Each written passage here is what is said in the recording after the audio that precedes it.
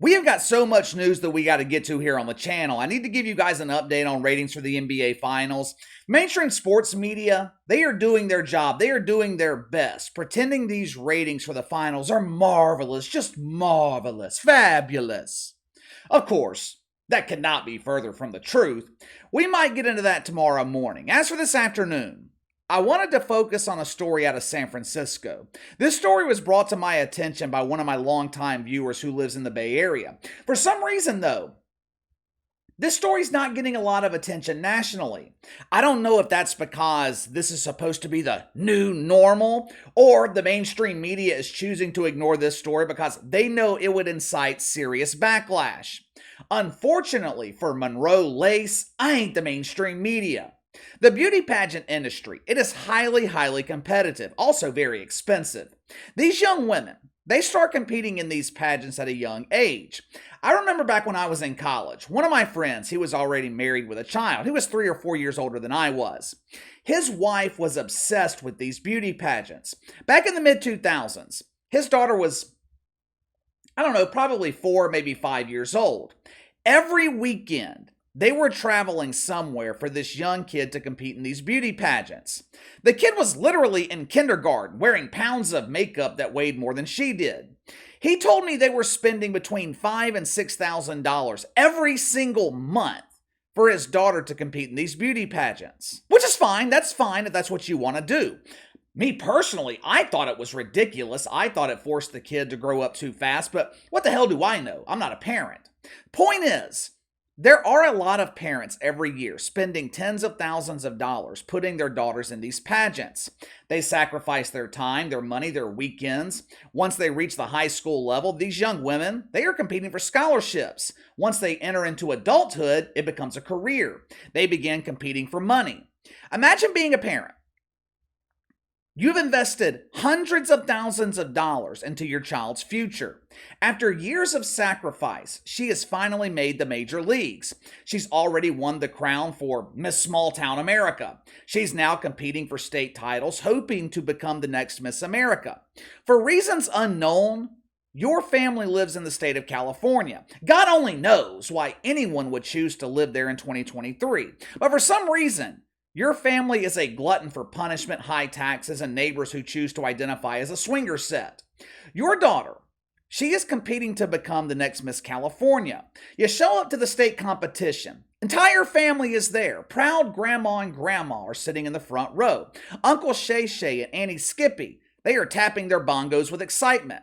As parents, you could not be more proud of your daughter. This is the day we've all been waiting for. This is the day our daughter will be crowned as queen of the worst state in America. All of a sudden, this sunny California day becomes cloudy. As the contestants are announced and taking the stage, you realize this is not your typical beauty pageant.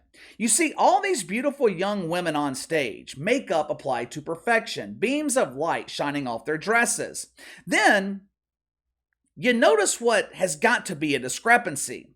Mixed within all these beautiful young women is Chad Thundercock. What the hell's Chad doing here? Are they filming the sequel to Two Men, One Cucumber? This scenario I just outlined, this could not happen in real life, right? There's just no way. A birthing person with 3 legs would be allowed to compete to qualify for Miss America, right? Unfortunately, that is exactly what is happening in the state of California. How many of you guys have ever heard of Monroe Lace? KC, is that the sexy actress in the classic porno Night Nurses from Jersey? No, I think her name was Chantilly Lace. Monroe Lace is a local superstar in the San Francisco Bay Area, possibly a rising star on the national level. A couple of months ago, Roro managed to achieve something that has never been done in the 99-year history of the Miss San Francisco pageant. Chantilly accomplished a first, and you guys know how much the shit fucks love a first. When you think of the requirements to enter a beauty pageant, what is the first requirement that comes to your mind? I mean, pretty obvious, right? You gotta be a woman. Not in the state of California, though. No.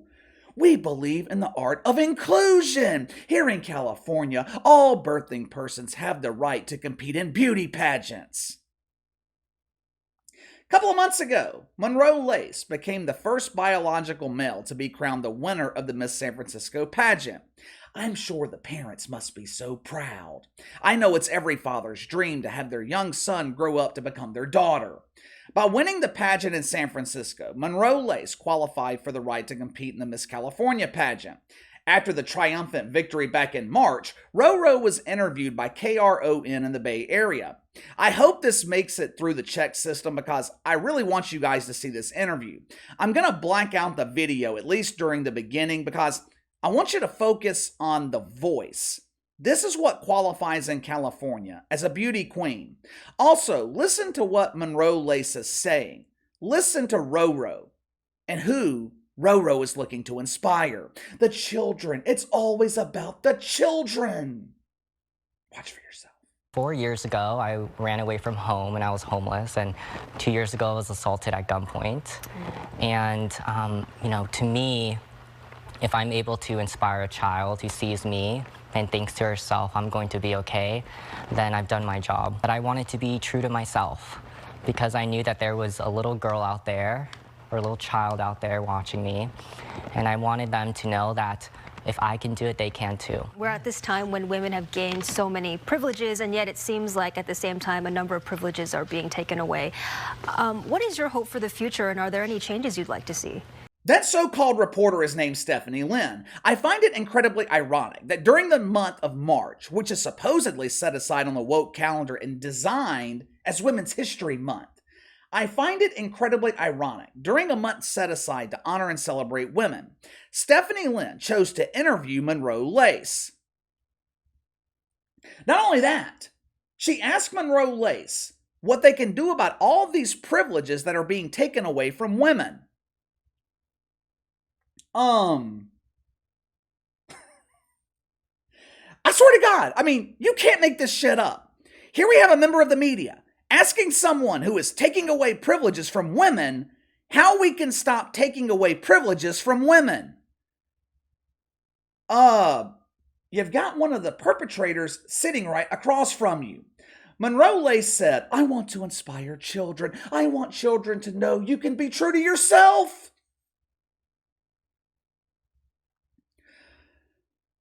For some reason, this movement always involves the children. Let me ask you something. What is so inspiring about Monroe Lace? If the story is true, and Roro battled through years of homelessness and made it out, that is actually inspiring. What's not inspiring is taking away opportunities from young women who have fought their entire lives to get those opportunities. As part of the duties as Miss San Francisco, Monroe Lace is visiting and speaking to elementary school children almost on a daily basis. On one of the recent visits, Monroe read the book Sparkle Boy to a class full of fourth graders. Sparkle Boy is a classic in woke literature. The book follows the story of a young man named Casey. And no, it ain't me. My name is KC, not Casey. Anyway, this young man has a strong desire to wear his sister's clothes. On the cover of the book, Casey is flaunting his goods in a sparkly gold dress. Do you want your fourth grader exposed to that book? The Miss California pageant is 3 weeks away. It's going to be held July 1st. Where's the mainstream media? If you Google Monroe Lace, you'll find one article from CBS News and another from a local outlet in the Bay Area. There is literally no coverage of this story. Why? This doesn't make sense. The media has never been shy when it comes to promoting transgender stars. Correct me if I'm wrong. Isn't this Pride Month? The month set aside to celebrate inspiring men who realize their dream of becoming women? Why is the media ignoring this story? Now, to be completely fair, it is entirely possible that the media just doesn't know about it. If this wasn't sent to me by a viewer who lives in the Bay Area, this story would not have been on my radar. But it's also possible the media is ignoring this story on purpose. Maybe, just maybe, they're burying this story because they're afraid of the backlash. Remember what happened recently with Athena Ryan in California, the young kid competing against girls in track and field? Once Athena qualified for state, the backlash was so severe, Athena was afraid to show up to compete for the state title. Maybe they are keeping a low profile, maybe they're keeping people uninformed so Monroe Lace has a chance to win Miss California. When I was researching this story, I found out this was not the first case of a biological male competing in beauty pageants.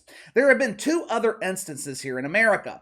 Back in 2021, Missouri became the first state to crown the dong of a dancing queen. Jackie Mahomes won the crown that year. I'm just kidding. But it did happen in the state of Nevada. Cataluna Enriquez became the first transgender person to win Miss Nevada. Last year, 19-year-old Brian Wynn competed in Miss America. I mean, couldn't you at least put in the effort to change your name? I've been alive for 38 years, never met a woman named Brian. I met some dudes named Brian who had the emotions of women, but I've never met a woman named Brian. Brian made history last year by winning the Miss Greater Dairy title. This title is given to contestants to recognize their scholastic aptitude, talent, character, and poise. As it turns out, Brian is both smart and beautiful. Check it out for yourself. Yeah. Let me show you Brian's competition in the upcoming Miss America pageant. This right here, this is the future of women. I just love a woman with whiskers. Obviously, this is beyond absurd. Are we really reaching the point? Are we really reaching the point where state governments are going to be required to pass laws preventing biological men from competing in beauty pageants? Are we really at that point? What's next? Where do we go from here? I don't know. You give me your thoughts. I'm not even going to ask another question. There's really no need to do so. Just sound off in the comments below. I'll see you guys tomorrow.